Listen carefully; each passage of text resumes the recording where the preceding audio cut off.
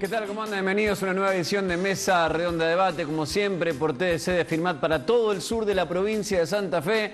Don Mariano Carreras, ¿cómo anda usted? ¿Qué cuenta? ¿Cómo le va? ¿Cómo le va, Mauro Dalmazo? Un gusto encontrarnos una semana más aquí en esta señal que llega a todo el sur de la provincia de Santa Fe y que busca poner la lupa en cada localidad, poner la lupa en la región y tener de primera voz, de la voz de los protagonistas, un diagnóstico de lo que pasa, un conocimiento más profundo de la vida social, política y económica de esta historia que venimos contando, Mauro, desde hace ya varios meses, que hoy está atravesado fundamentalmente por todo lo que tiene que ver con la pandemia, pero que de a poco también algunas cosas vuelven a lo que era la antigua normalidad. Dicen que no vamos a tener la misma normalidad que ya tuvimos. Bueno, eso es una cuestión para charlar más profundamente en otro momento. Lo cierto es que algunas cosas empiezan a acomodarse, algunas cuestiones que tienen que ver con la vuelta de rubros, la vuelta de algunas actividades y empezamos a tener, bueno, otras cuestiones también para abordar y para analizar. Sí, y lo que venimos hablando desde hace tiempo, con dos países diferentes, ¿no? Con provincias que están volviendo a una nueva normalidad, con pocos casos o sin casos. En lo que es el departamento General López llegamos casi a 50 días sin ningún paciente con COVID-19 y ese es un dato positivo. Un escenario similar se da en el departamento Casero y la diferencia es lo que ocurre en la Ciudad Autónoma de Buenos Aires o en el AMBA en su defecto, que es el área metropolitana. Cava más varias decenas de municipios donde se registró y se vienen registrando récords en los últimos 2 días en cuanto a cantidad de personas que contrajeron el virus. Entonces, bueno, hay que marcar y dividir el país, parece, ¿no? Lo que es una partecita de Buenos Aires, una partecita del Chaco y el resto. Y para hablar de eso y otros temas también nos visita el jefe de gabinete de la Municipalidad de Venado Tuerto. Hablamos de Diego Milardovich. Diego, ¿cómo estás? Gracias por venir. ¿Qué tal? Buenas tardes. Bueno, un gusto estar con ustedes aquí compartiendo Mesa Redonda Debate.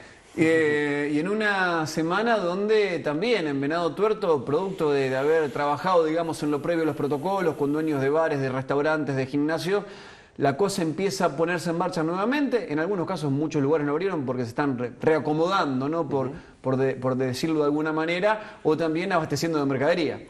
Sí, tal como vos lo decís, ¿no? Venimos de un parate muy grande. Nosotros veíamos una necesidad, te diría, imperiosa, que en algún momento también acompañamos a motorizar porque veíamos la necesidad que se generaba en estos rubros que todavía se habían visto imposibilitados de funcionar. Y la verdad que nosotros veíamos una inconsistencia o una incoherencia en las medidas porque no estábamos pudiendo disfrutar, digo yo, no sé si se me permite el término, pero de todo lo bueno que habíamos hecho. Porque un trabajo muy importante donde los principales protagonistas han sido los ciudadanos de la ciudad de Venado Tuerto, de toda la región, como bien marcaban ustedes, estaba todavía marcándole la imposibilidad de trabajar a los rubros que vos mencionás, ¿no? Fundamentalmente los bares, las personas que tienen gimnasios, aquellos que también se dedican a la fotografía, además, rubros que se habían postergado el inicio de sus actividades y como contrapartida tampoco había una asistencia del Estado que permitiera de que esos rubros que no podían trabajar pudieran determinar, digamos, alguna ayuda o algo por el estilo que les permitiera sostener la inactividad. Es así que motorizamos conjuntamente con ellos el pedido al gobierno provincial y definitivamente se les otorgó el permiso de comenzar a funcionar en una nueva normalidad. Yo coincido en ese término. Creo que en esta convivencia que tenemos que empezar a realizar con esta situación de pandemia o de digamos, nueva amenaza que tenemos en el día a día, bueno, motorizar esta nueva reapertura, que se ha dado en buenos términos. Pudimos recorrer con el intendente hace 2 días atrás los bares del centro de la ciudad, que eran los que más estaban reclamando esta reapertura, y nos dicen que acoplándose a estos protocolos sanitarios lo están haciendo y que han encontrado una muy buena repercusión en la gente, que de a poquito va volviendo a esa habitualidad con las medidas del caso, pero bueno, con el alivio de poder volver al trabajo, ¿no? Que me parece que no es poca cosa. Nosotros, y creo que en algún reportaje que tuve con Mauro en otros medios, le decía que era una situación que nos angustiaba a nosotros como gobierno, porque veíamos gente reclamando por trabajar, y nos parece que eso era realmente algo conmovedor de esta nueva situación que está a muchos tocando le llamó la atención de alguna manera. Digo, hay decretos nacionales, después los provinciales, y de los principales municipios digamos, de la provincia de Santa Fe, Venado Tuerto, que no es oficialista, sino del Frente Progresista, es el único que en todos los decretos dijo: al pie de la letra cumplimos lo que dice la provincia, no modificamos nada. Sí lo hizo Firmat, sí lo hizo Rufino, sí Villa Cañas, Casilda, Santa Fe, Rosario, por nombrar las principales ciudades, modificaron en este juego que te da la autonomía, y Venado fue el único que dijo: no, lo que dice la provincia lo hacemos tal cual. ¿Por qué, fue esa la posición?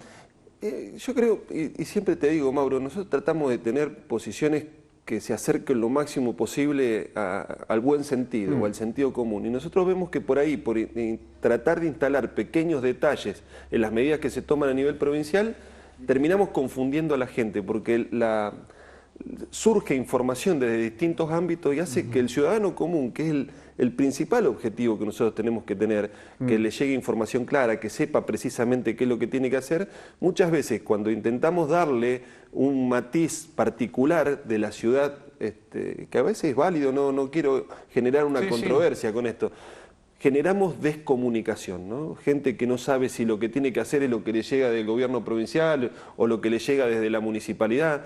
Y la verdad es que si algo no debemos aportar en momentos como estos es confusión, exactamente. Y con ese ánimo llevamos adelante las medidas. No es que estábamos de acuerdo en todo, pero entendemos de que tenemos que adaptarnos y tenemos que tratar de encontrar un camino lo más sensato posible para que la gente también se sienta acómoda en esta situación bastante Es un escenario bastante complejo, Diego, el que les ha tocado, a todas las autoridades en este marco donde de algún modo no hay un GPS que te diga es por acá, hay que ir con prueba y error para tratar de entender las coordenadas. Hoy, cuando uno analiza algunas de las medidas que se van tomando, ve que algunas inclusive se contraponen entre sí, pero bueno, eso es una dificultad de todos los días. Sí, totalmente. Nos quedan los grises y vemos cómo un decreto con el posterior siguiente empiezan a generar, hasta te diría a veces, incoherencias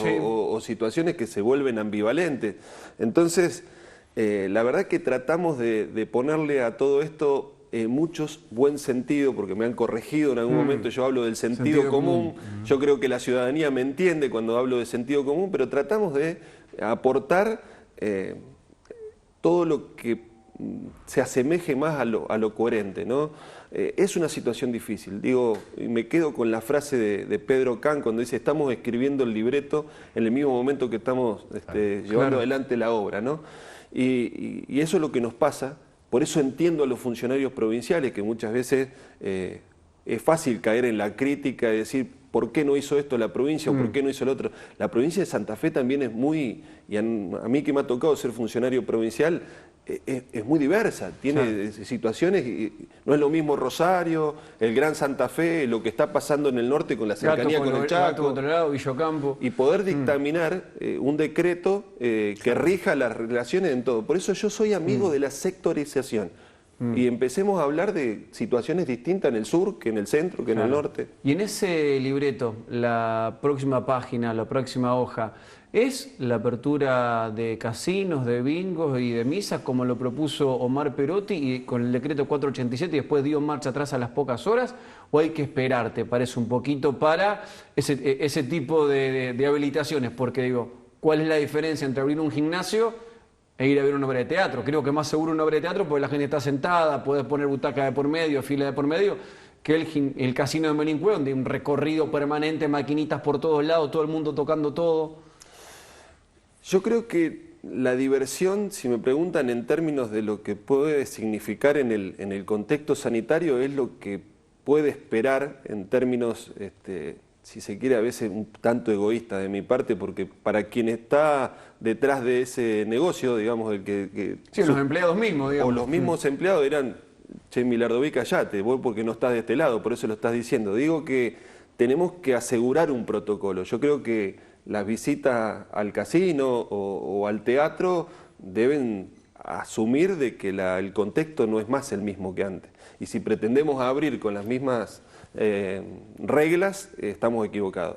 Me parece que es un trabajo que todavía quizás necesita un poquito más de trabajo, pero creo que tenemos que aprender a convivir con esto.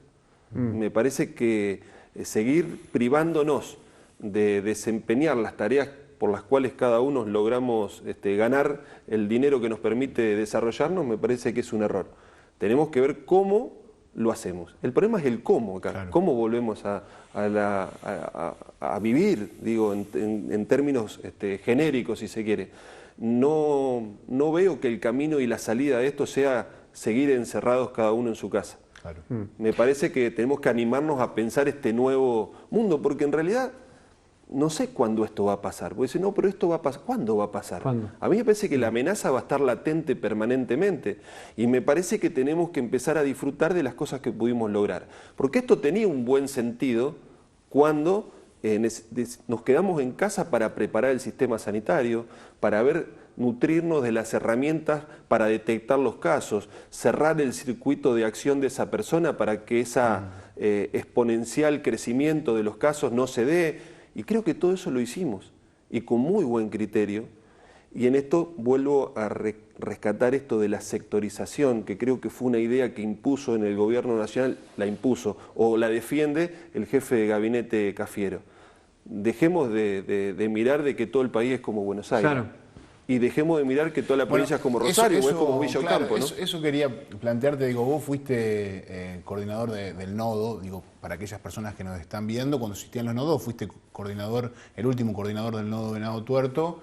Bueno, la desaparición de los nodos generó muchas controversias, algunas que tienen que ver con cuestiones burocráticas, pero, digamos, corriendo eso de lado, lo que uno nota también es que evidentemente necesitamos tener una territorialidad marcada con algunas políticas específicas, porque como bien dice Mauro, esta provincia no es lo mismo, digamos, no es lo mismo Gato Colorado que Venado Tuerto, ni Rufino, digamos, que Villa Ocampo. Totalmente. La diversidad la complejiza a la provincia en ese aspecto. Creo que esta idea de regionalización que alguna vez vino de la mano de Hermes Wiener y con la llegada del gobierno socialista tenía un sentido práctico. Parecía, o algunos detractores pensaban de que todo esto era una mirada, si se quiere, filosófica solamente, pero podemos demostrarlo en la práctica que era una forma de sintonizar los lugares de la provincia con sus propias idiosincrasias. Y digo, el sur no es lo mismo que el centro y que el oeste y que la zona de la costa y el norte, que ante una situación como esta tienen realidades y requieren de respuestas diferentes. Pero solamente los que hemos vivido esa situación en la práctica podemos rescatar o reconocer o ser prudentes a la hora de declarar con los actuales dirigentes provinciales. Y espero también en esta mirada sincera de que también los actuales dirigentes de la provincia comiencen a reconocer que haber cerrado o haber roto con la regionalización y con los nodos lo asuman como un error más adelante, ¿no? Diego, en las últimas semanas se dieron balaceras en distintos barrios de la ciudad de Venado Tuerto, en algunos casos contra viviendas, en otros casos directamente contra personas, como enfrentamientos. El jefe de fiscales, Alejandro Sinopoli, dijo, muchachos, hay que ser realista, nos estamos pareciendo Rosario, esto tiene que ver con el narcotráfico. ¿Considerás que es así, que exageró Sinopoli, tiene que ver con el narcotráfico o no? No coincido con Sinopoli en la mirada y en haberlo llevado a un plano tan negativista, digamos, por ponerle un término, ¿no? Sí. Creo que En Venado Tuerto estamos viviendo una situación ligada indudablemente al narcotráfico, pero una ciudad que está dotada de las mejores herramientas para contrarrestar rápidamente esta situación.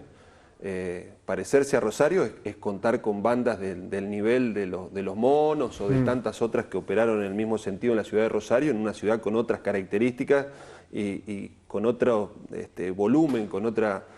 Nosotros en Venado Tuerto contamos con un juzgado federal que además como herramientas de investigación tiene un departamento de investigación dentro del destacamento de Gendarmería y otra apoyatura muy grande en lo que es la Brigada de Investigaciones dentro de la Policía Federal. Por tratar de cercar esta situación en lo que es un delito federal como es el narcotráfico. Pero además contamos con un MPA muy bien dotado y también con el aporte que hace la PDI, digamos, y las brigadas de investigaciones que tiene la Policía Provincial.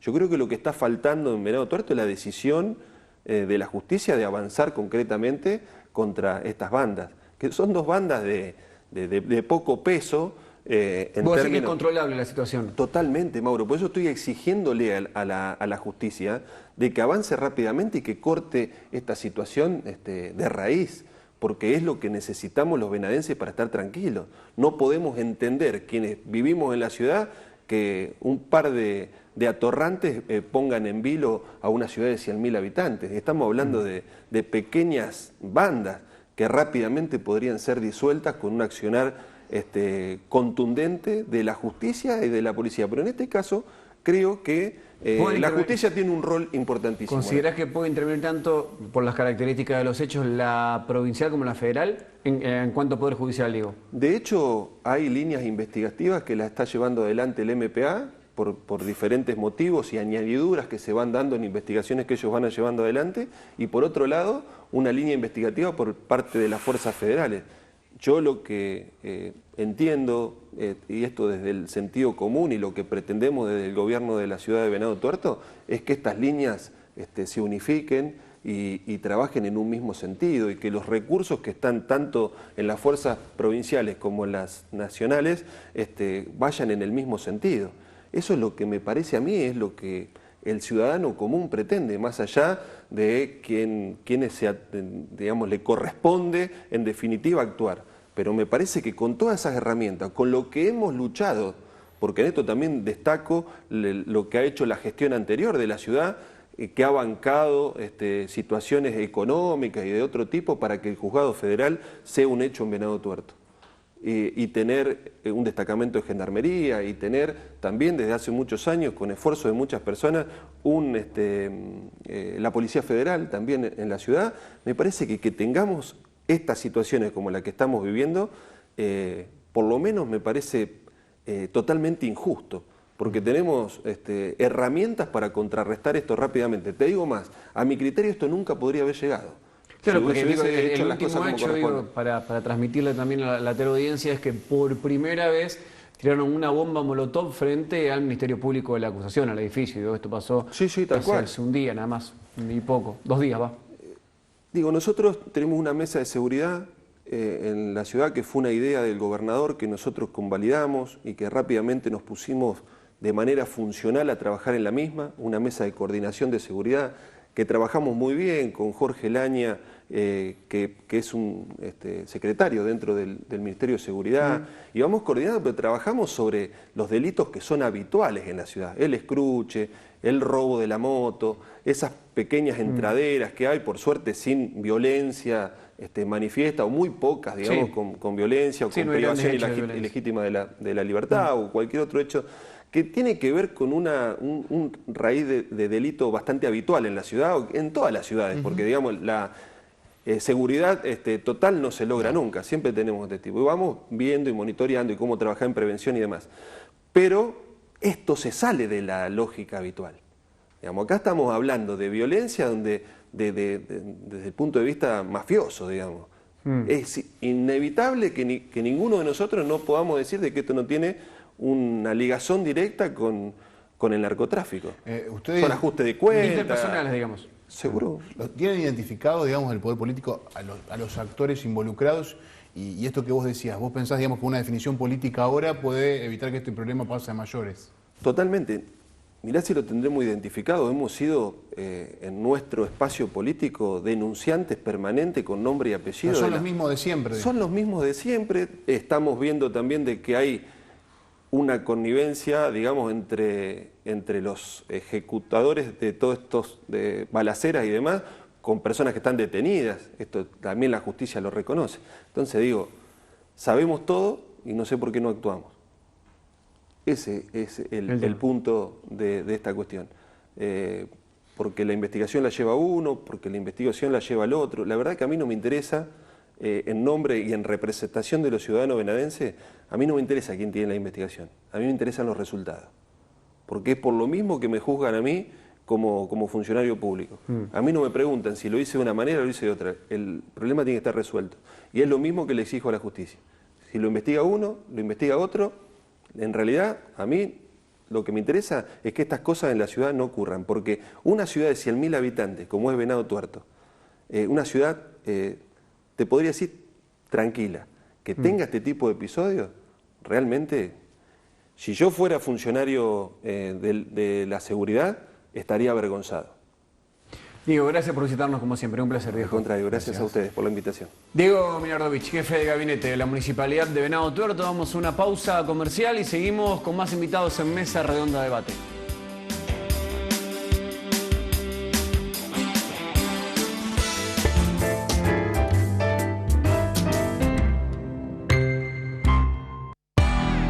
Cooperación Seguros, brindamos soluciones integrales para garantizar protección y seguridad a través de coberturas adaptables a cada necesidad. Seguros para personas, empresa y agro. Más información en www.cooperacionseguros.com.ar. Superintendencia de Seguros de la Nación. Número de inscripción 0190.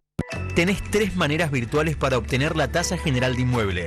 Ingresando a firmat.gov.ar al sector Impresión de Tasas, DDJJ, de DREI, y siguiendo los pasos que se indican. A través del WhatsApp 3465 597706, enviando solo texto. A la brevedad te enviarán la tasa por el mismo medio. O al mail tgi@firmat.gov.ar y te enviarán la tasa a tu correo. Una vez que tengas el archivo de la tasa general de inmueble, tenés 2 opciones para poder pagarlo. Imprimís el archivo y lo pagás en un cajero habilitado, o por home banking. Municipalidad de Firmat. La democracia se construye desde el diálogo y la participación. Cámara de Diputados de la provincia de Santa Fe. Migliasa Maquinarias S.R.L. Concesionario oficial en Firmat y Zona. Ruta Nacional 33 y Kennedy. Teléfonos 03465 422 599 421 511. www.migliasamaquinarias.com.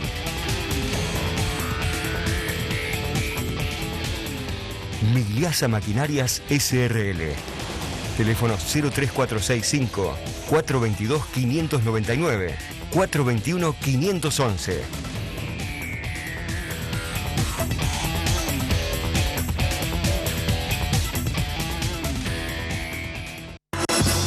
En Firmat, todo lo que sea computación se llama Yes Digital. Insumos, equipos, recargo de tóner y cartuchos, venta de PC, notebooks, tablets, venta de celulares y accesorios, TV, impresoras, cámaras de seguridad, servicio técnico especializado. www.yesdigital.com.ar. Llámanos 424-893. Remedios de Escalada, 1909. Firmat. ¿Velocidad? Pampacón es velocidad.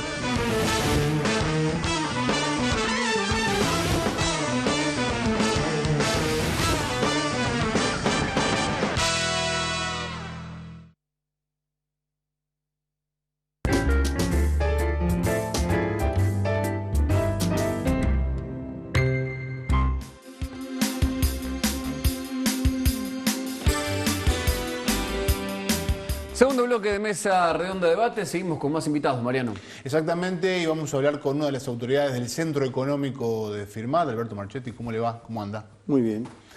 Hay una tarea que inició el Centro Económico cuando empezó la pandemia que tiene que ver con poder recibir fondos para que esos fondos sean destinados al hospital, a los prototipos de los respiradores que están desarrollando Firmatensis y otras cosas también que venían haciendo desde antes, y un poco de eso queríamos charlar con Alberto porque es algo que se viene haciendo de manera silenciosa, se comunicó en su momento para que la gente pudiera participar y después, bueno, algunas veces hemos hablado, pero nos interesaba seguir conociendo más de cerca cómo avanza esa situación. Así que bueno, un poco eso, Alberto, ¿cómo viene siendo, cómo fue, digamos, la respuesta de los vecinos primero para esa convocatoria y qué cosas pudieron ir haciendo en este tiempo? Bueno, como ustedes estuvieron acá presentes a los desarrolladores del respirador, hubo todo un gran apoyo y una gran inquietud por parte de muchos vecinos, de mucha gente, de apoyar este proyecto. Y bueno, en el caso del Centro Económico puso a disposición una cuenta bancaria del centro para la recaudación, que no solamente era eso, sino también al mismo tiempo que surgió el tema de los respiradores, también estuvo la propuesta para hacer las camas ortopédicas para la parte nueva de terapia intensiva, que se inauguró hace poquito. Bueno, ese también estuvimos intermediando en la recaudación del dinero y también integrantes, sobre todo de la Cámara de Industria, con Pedro Torres, Poilabú, Eduardo Balopi, fueron de alguna manera los que organizaron y se preocuparon por la concreción de eso. Y se recaudó dinero para las camas y también para los respiradores. Un trabajo mancomunado, digo, porque ustedes pusieron la cuenta, pero también articularon con otras personas para darle transparencia a la administración de su cuenta. Sí, en general la idea de todos los participantes, inclusive de los desarrolladores del respirador, es que, bueno, ¿quién maneja el dinero? Entonces dijeron, bueno, que lo maneje una institución que tiene su prestigio y conjuntamente con un grupo, se nombró un grupo de control del manejo del dinero. De manera que el circuito es muy simple, o sea, los grupos que están desarrollando, o en el caso de la cama, proponían la necesidad de determinados componentes, se hacía, el proveedor de esos componentes hacía la factura al Centro Económico, los veedores lo veían, y bueno, o sea, de que haya transparencia de que realmente ese dinero fue destinado para los fines que se donaron. Lo que se logró recaudar y después avanzar obviamente en el tema de camas, en el tema de respiradores, ¿lleva un punto de tranquilidad o todavía quieren seguir avanzando de alguna manera por las dudas para hacer más camas, más respiradores? Mirá, acá en general se respondió a los requerimientos que hizo la dirección del hospital y en el caso de Uber, que es el representante del gobierno provincial. O sea, en base a los requerimientos que tuvieron ellos, se actuó. Tal es así que en un principio, en el caso de respiradores, se pensaba en un número mayor y finalmente se concretaron en 6 respiradores, que de acuerdo a lo que la evaluación que hacen las autoridades sanitarias es que hasta el momento la situación de Firmat todavía no ha llegado ni siquiera a usar ni una sola cama, o sea que inclusive las perspectivas, por lo menos de acuerdo a las definiciones que daban ellos, es que por suerte y las estimaciones que no va a llegar a ese punto extremo que lo habían pensado, ¿no? Uno ve la cantidad de camas de terapia intensiva y que estén totalmente vacías, uno dice, bueno, ¿para qué hicimos esto? Bueno, porque se hizo toda una estimación en un primer momento de X extremo de la pandemia. ¿Qué? Digo, gracias al accionar y que gracias a Dios, de las políticas sanitarias no se llegó. Una sola persona requirió terapia intensiva en todo el departamento General López, el hombre del Ortondo que recibió el alta, Héctor Chirioto, ¿no? Claro. Que estuvo más de 52 días en terapia intensiva. Claro. O sea, bueno, yo no quiero hablar mucho de la cosa sanitaria porque yo simplemente comento lo... Sí. No, pero que se necesitaba un solo respirador, a nosotros, lo que a tanto a los muchachos que hicieron los respiradores como las camas fueron de acuerdo al requerimiento que hizo el hospital. Claro. Y así fue. Hasta el momento, por suerte, no se necesitan, por las estimaciones aún del máximo de problemas que puede llegar a haber de internación, creo que ya son 16 camas. O sea que con los respiradores que ya tenía el hospital y algunos que le llegaron, más los que se fabricaron, ya estarían en condición, cubiertas las necesidades hipotéticas, ¿no? Bien. Y con el dinero que ustedes recaudaron, digamos, ¿eso ya está cubierto? ¿Les queda algo para otro tipo de acción? O, digamos, ¿cómo estaríamos en ese sentido? Todavía faltan construir tres respiradores más. Y estamos, en general, la idea fue que se hizo una charla con el grupo de desarrollo. Bueno, en un principio fueron 30 respiradores. Entonces se compraron componentes de los que no son determinantes, pero que se pueden comprar, y a su vez que los proveedores no te venden en poca cantidad, entonces se compraron por 30. Pero los componentes que son el corazón y que son los más caros del respirador, no se compraron por esa cantidad, se van comprando de acuerdo a la cantidad que se va a fabricar efectivamente.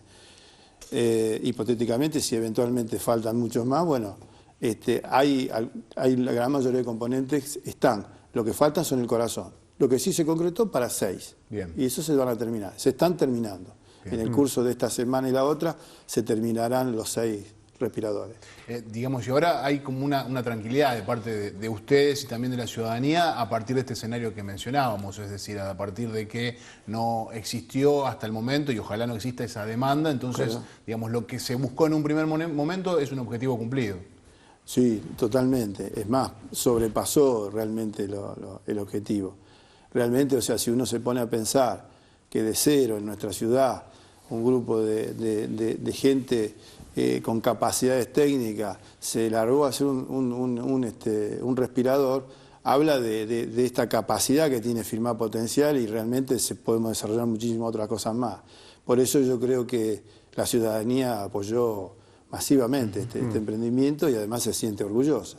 Todos nos sentimos orgullosos de que gente de acá haga un aparato que tiene una complejidad bastante importante en un momento que se necesitaba. O sea, ahora, viste, con el diario del lunes, por ahí dicen, bueno, ¿para qué lo hiciste? Pero no, yo creo que eso como mínimo retempla el espíritu de todos nosotros, de que es posible hacer cosas. Alberto, en este último mes se fueron flexibilizando distintos rubros de las actividades económicas en la provincia de Santa Fe. Como integrante del Centro Económico, ¿qué mirada tenés sobre la ciudad? ¿Qué está pasando? ¿Lentamente se empieza a poner el motor en marcha de la economía, un círculo virtuoso, o hay que esperar?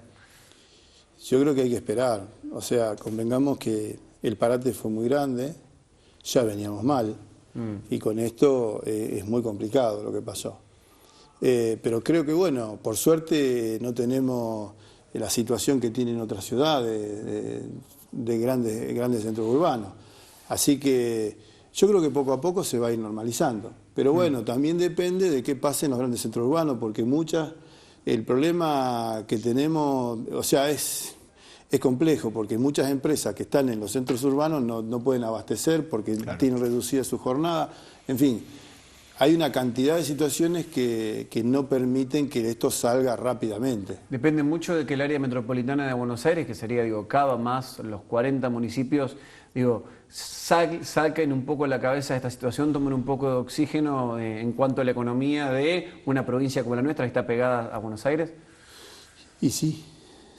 Pero por lo que yo te estaba diciendo, no sé, hay cosas sencillas. Vos vas a comprar caño, comprar productos que tienen que ver con la instalación. En el caso de la construcción, hay muchas empresas que tienen prohibido el trabajo, o sea, están paradas y no hay material. Y la gente, a los comerciantes se les termina el stock, no lo pueden reponer. Entonces, ese tipo de situaciones se dan. Se rompió la cadena normal de abastecimiento de todos los componentes, de toda la actividad económica, de cosas impensadas, qué sé yo. O sea, convengamos que las decisiones de estas características de frenar totalmente la economía, después ponerla a funcionar, hay un montón de cuestiones que por ahí inclusive hasta se le pasa por arriba a los funcionarios. Una cuestión que vos decías antes y que me parece interesante volver en este marco es la potencialidad que se vio, por ejemplo, con el caso de los respiradores. Muchas veces hablamos de la necesidad de diversificar, de buscarle una vuelta de rosca a la ciudad para que no quede atada a tal o cual rubro. Digo, a partir de esta experiencia, ¿se puede pensar en que Firmat puede generar otras cosas? Por supuesto. Es una cuestión de proponérselo. Yo creo que sí. Lo que pasa que, bueno, uno lo dice, o sea, generalmente cuando estamos en crisis, hay que aprovechar las crisis, porque aprovechando las crisis se aprende. Bueno, son todas palabras bárbaras, las entendemos, está todo fenómeno, pero se te tiene que ocurrir la idea que va, la que funcione, la que realmente pueda llegar a sacarte o poder vender, ¿cierto?, el producto que vos se te ocurra. Eso, del dicho al hecho, hay mucho trecho. Entonces, pero de todos modos, lo que sí es cierto que, por lo menos en los primeros momentos cuando Mauricio Gallo lo propuso, hubo mucha gente escéptica, inclusive gente de la salud que pensaba que un respirador, ¿qué lo va a hacer Mauricio Gallo? Un respirador. Bueno, pero fíjate que se unen capacidades distintas, las de Norberto en la parte electrónica, Mauricio en toda la cuestión de la cuestión hidráulica, conoce mucho ese tipo de cosas, el tema de gases. Y se pudo hacer el proyecto, se sumó un montón de gente joven, ingenieros, es decir, gente se sintió convocada por la situación, pero además pusieron sus capacidades en equipo y lo pudieron hacer, lo hicieron. Y está hecho, ustedes lo ven y está funcionando. O sea que lo único que ahora falta es determinadas pruebas, que haya un tercero que certifique que funciona correctamente. Claro. Es lo único que está faltando. Es el último paso, digamos. El último paso. A lo que yo pienso que, ojo, el problema, vos podés tener una idea, fenómeno, pero la idea es muy importante, pero es muy importante todo lo que rodea la concreción de un proyecto. El financiamiento, la logística. Hay un montón de cosas que no es tan sencilla. En general, vos ves que casi todos los que tienen buenas ideas, vos fíjate, en este momento, ¿quién lo financió esto? El pueblo, la gente que se sintió convocada, puso dinero, se llegó en el pozo total del centro económico, que incluye las camas, todo eso, casi llegó a $1 millón, casi. O sea que se consiguió ese financiamiento. Quizá otro tipo de emprendimiento industrial necesite de financiamiento, que es lo que escasea en este mundo, en esta Argentina por lo menos. Claro.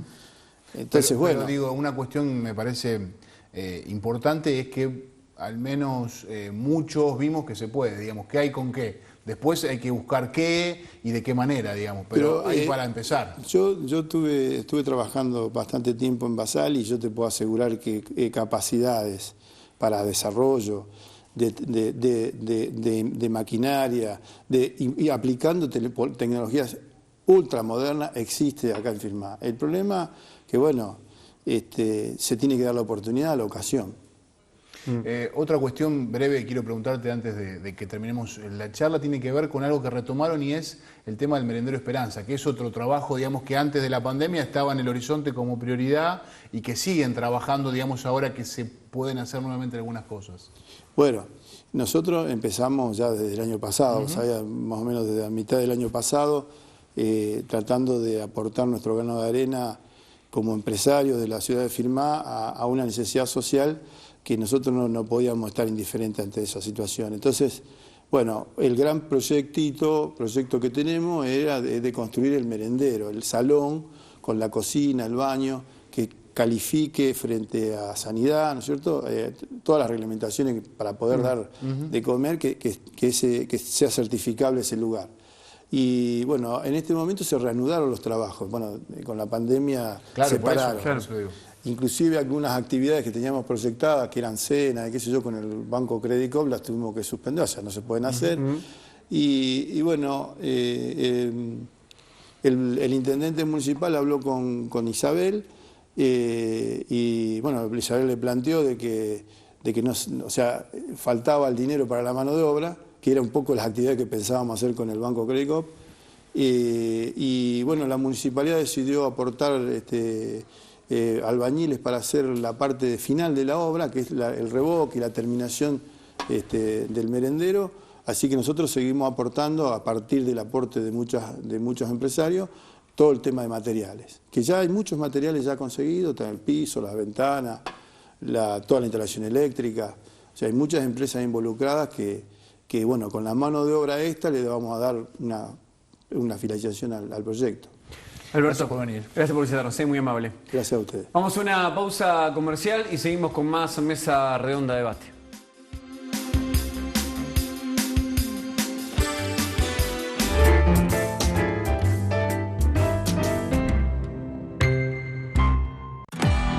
En Cooperación Seguros, brindamos soluciones integrales para garantizar protección y seguridad a través de coberturas adaptables a cada necesidad. Seguros para personas, empresa y agro. Más información en www.cooperacionseguros.com.ar. Superintendencia de Seguros de la Nación. Número de inscripción 0190. Tenés 3 maneras virtuales para obtener la tasa general de inmueble. Ingresando a firmat.gov.ar al sector Impresión de Tasas, DBJJ, de DREI, y siguiendo los pasos que se indican. A través del WhatsApp 3465 597706, enviando solo texto. A la brevedad te enviarán la tasa por el mismo medio. O al mail tgi@firmat.gov.ar y te enviarán la tasa a tu correo. Una vez que tengas el archivo de la tasa general de inmueble, tenés 2 opciones para poder pagarlo. Imprimís el archivo y lo pagás en un cajero habilitado o por home banking. Municipalidad de Firmat. Dialogar para garantizar derechos y construir una provincia más justa. Cámara de Diputados de la provincia de Santa Fe. El Gran Tonel. El lugar especial para sumergirse en el mundo de los sabores y sensaciones vinícolas. La mejor línea de bebidas, bombones, frutos secos y productos regionales. El Gran Tonel. Atención personalizada. Asesoramiento para eventos. Vinos, champañas, whiskies, licores y bebidas nacionales e importadas. El Gran Tonel. Su bodega en Firmat. San Martín 1425, teléfono 03465 423 921. El Gran Tonel, su bodega en Firmat. Velocidad, Pampacón es velocidad.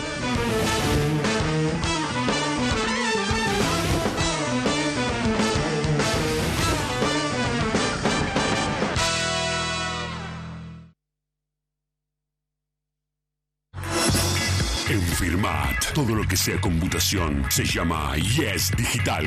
Insumos, equipos, recargo de tóner y cartuchos, venta de PC, notebooks, tablets, venta de celulares y accesorios, TV, impresoras, cámaras de seguridad, servicio técnico especializado. www.yesdigital.com.ar. Llámanos 424-893. Remedios de Escalada, 1909. Firmat.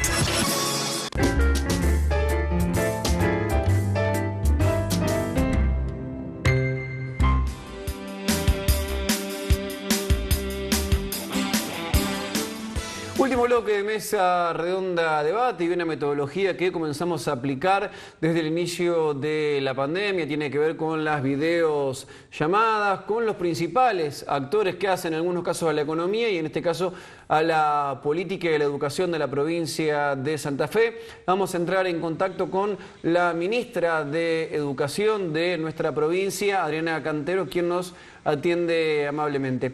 Adriana, ministra, ¿cómo le va? Gracias por atendernos. Hola, ¿qué tal? ¿Cómo están todos? Bueno, muy bien, un placer.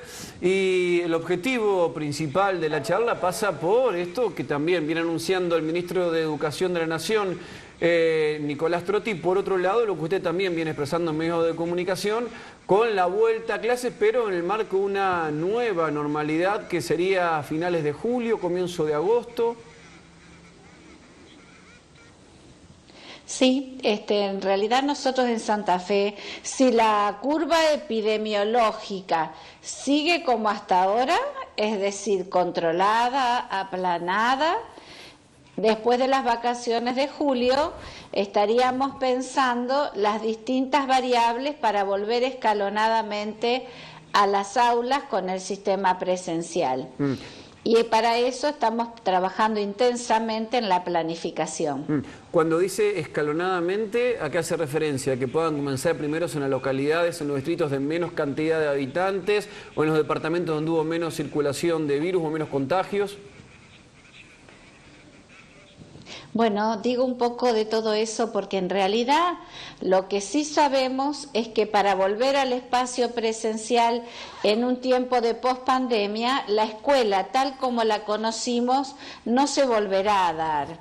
Es decir, vamos a entrar por grupos, vamos a entrar en grupos pequeños de hasta 15 alumnos por salones aproximadamente, con protocolos sanitarios, atendiendo cada localidad cómo está impactada por el despliegue de la pandemia. No es lo mismo tener lugares donde el contagio circula que estar en lugares que no han tenido impacto de coronavirus.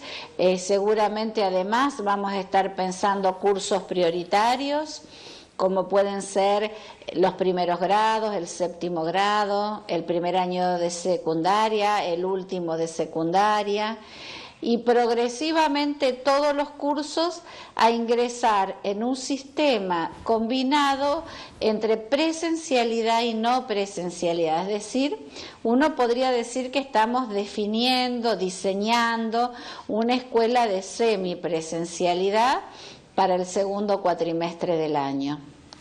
Ministra, ¿y qué cosas están pensando en, sobre todo, aquellos alumnos que terminan un ciclo o que empiezan un ciclo, que es también donde se presentan muchos interrogantes? ¿Qué pasa con los chicos y chicas que están en 7º, que están en 5º, los que inician la primaria, digamos, esa dificultad que tiene que ver con la transición entre un ciclo y otro? Bueno, en el caso de los alumnos de 7º grado, tenemos varias instancias de trabajo. En los próximos días vamos a estar en jornadas con los maestros de 7º grado para definir prioridades pedagógicas. Esos maestros van a ser reemplazados según los escalafones de cada escuela por unos cuantos días para que podamos trabajar con los chicos, pero también podamos trabajar con los maestros la elección de dónde vamos a hacer foco en la enseñanza.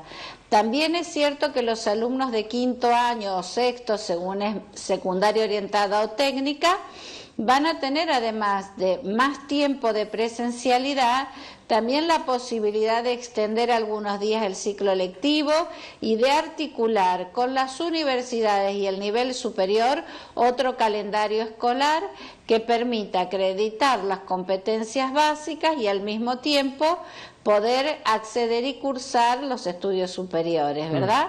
Así que estamos trabajando en los convenios y en las organizaciones institucionales, más las propuestas curriculares. Ministra, la semana pasada convocaron a paritarias, tanto los referentes de Danzafe como de SADOP en la provincia de Santa Fe, y desde ambos gremios dijeron que no estaban muy conformes porque ellos esperaban de alguna manera hablar, además de lo que usted está mencionando, hablar de lo salarial, tema que no se tocó, y también dejaron entrever, en algunos casos los afirmaron en notas periodísticas, que si no había un aumento que conforme, no empezaban las clases. ¿Cómo recibe estas declaraciones? Bueno, al principio nosotros estamos diciendo que tal como prometimos durante todo el desarrollo de este tiempo que nos ha tenido tan ocupado de las multiplicidades de necesidades de la población que han motivado esta pandemia, cuando tuviéramos más o menos eso controlado, íbamos a volver al ámbito paritario, lo estaríamos proponiendo para después del cobro del aguinaldo y el mes de junio. Y en segundo lugar, digo, bueno, ya antes de sentarse a trabajar, hablar de paros, bueno, la verdad que si me preguntás cómo lo recibo, me produce, la verdad, una enorme decepción. Estamos pensando en cómo volver a las aulas. Estamos atravesados por una pandemia que nos va a dejar huellas a todos.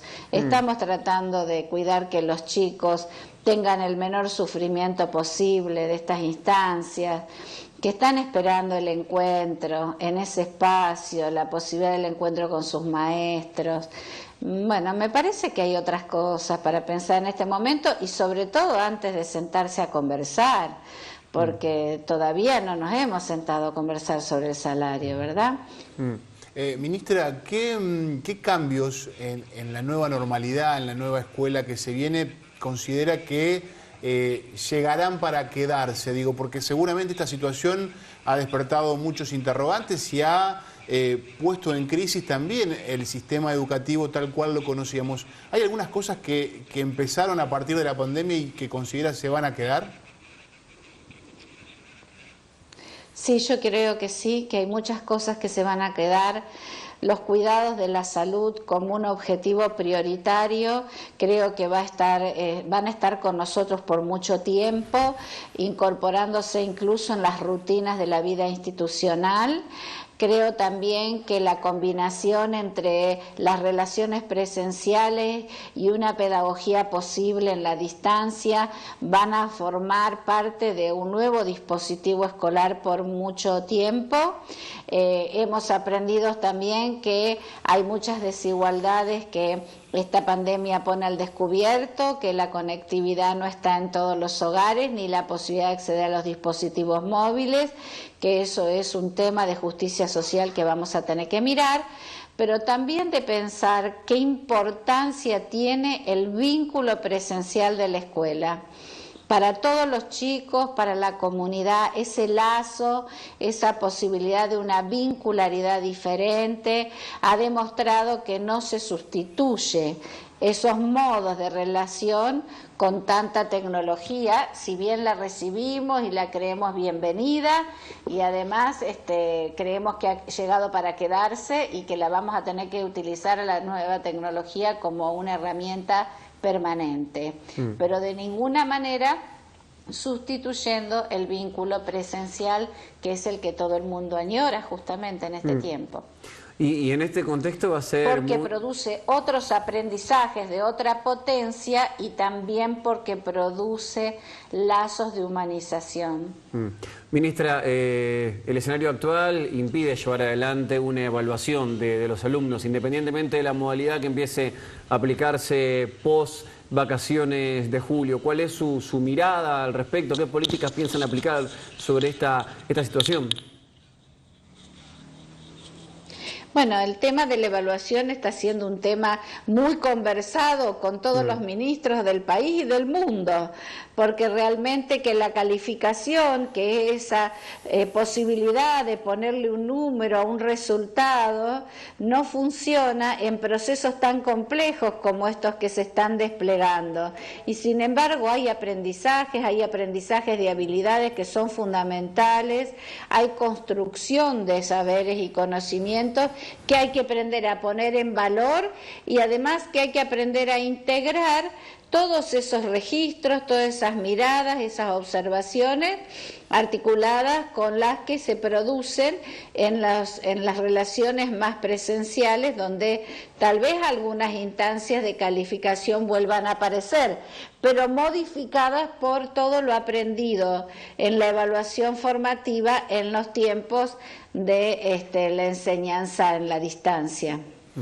Ministra, quiero consultarla también por una situación que tiene que ver con la ciudad de Firmat por una ley que en su momento fue derogada, que hace pocos días no pasó la instancia de senadores, que tiene que ver con la posibilidad de tener un instituto terciario en la ciudad de Firmat. Desde su mirada, ¿considera que en un futuro no tan lejano será posible que esta iniciativa que se viene impulsando desde esta ciudad pueda ser viable?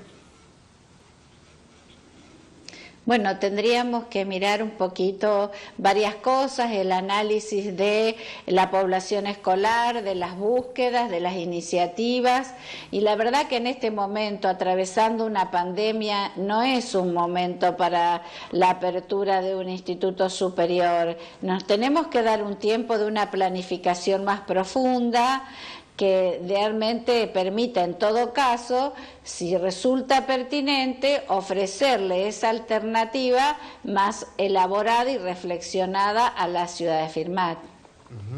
¿Usted se interiorizó sobre el tema, conoció el proceso, está más o menos al tanto? Estoy al tanto de lo que dicen los expedientes y la verdad que a esos expedientes le faltan muchos pasos de los que realmente se solicitan a la hora de crear una institución de educación superior, que justamente es la institución destinada a las especializaciones, ¿no es cierto?, profesionales. Y la verdad que esos expedientes requieren varias evaluaciones, estudios, propuestas, selecciones de recursos humanos pertinentes, tienen que estar en la zona, población escolar aspirante. Bueno, hay muchas cuestiones que se conforman en un expediente que termina en la decisión de la autorización de una institución de educación superior. Y por lo tanto eso hay que complementarlo. Ministra, por último, ¿se imagina la posibilidad de un regreso a las clases en la provincia de Santa Fe como Uruguay, digamos, Rosario haciendo las veces de Montevideo? En población son similar, Uruguay 3.500.000 habitantes, Santa Fe 3.400.000 habitantes y el resto de los distritos con clases. Bueno, podríamos empezar a pensar tal vez que hay zonas en la provincia de Santa Fe, como nuestra ruralidad, que tal vez estén en mejores condiciones de volver a la presencialidad. Pero también hay ciudades pequeñas que pueden organizarse para esto, y obviamente los centros más densamente poblados, más atravesados por el contagio y donde además el desplazamiento de la población se da usando el transporte público, tienen una complejidad mayor para poder pensar un dispositivo posible. Pero nosotros estamos pensando en todo nuestro territorio y en todo caso dispositivos diferentes para unos y otros lugares. Ministra, le agradecemos por el contacto, es muy amable. Que tenga buena jornada. Gracias a ustedes por este espacio, igualmente que sea una buena tarde para ustedes. Hasta cualquier momento. La ministra de Educación de la provincia de Santa Fe, Adriana Cantero, marcando un poco algunos ejes o lineamientos básicos relacionados con la posible vuelta a las clases de nuestro territorio provincial. Una vuelta al Uruguay, ya decíamos, nada más que en Uruguay no hay una Santa Fe capital, digo. Claro. En Uruguay, la Montevideo uruguaya sería la Rosario santafesina, ¿no? Donde comenzaron las clases, pero no en Montevideo, ¿no? Eso ocurrió el 1 de junio y recién marcaba la ruralidad, los pueblos y las ciudades más chicas. Quizás comiencen con lo presencial, veremos qué termina ocurriendo después, y también dejaban claro que hay que priorizar el regreso a las aulas y no la discusión salarial, que va a ser también otro punto conflictivo, Mariano. Y sí, y otro tema que tiene que ver con esta ciudad, Mauro, porque se había generado mucha expectativa en relación a la posibilidad de tener un instituto terciario, porque ya era ley, esa ley es vetada cuando empieza la actual gestión de gobierno, vuelve a ser tratado en el Parlamento. Diputados le da el ok para que vuelva a ser ley, es decir, se manifiesta en contra del veto, pero cuando llega a senadores ni siquiera es tratado el tema y se cae definitivamente.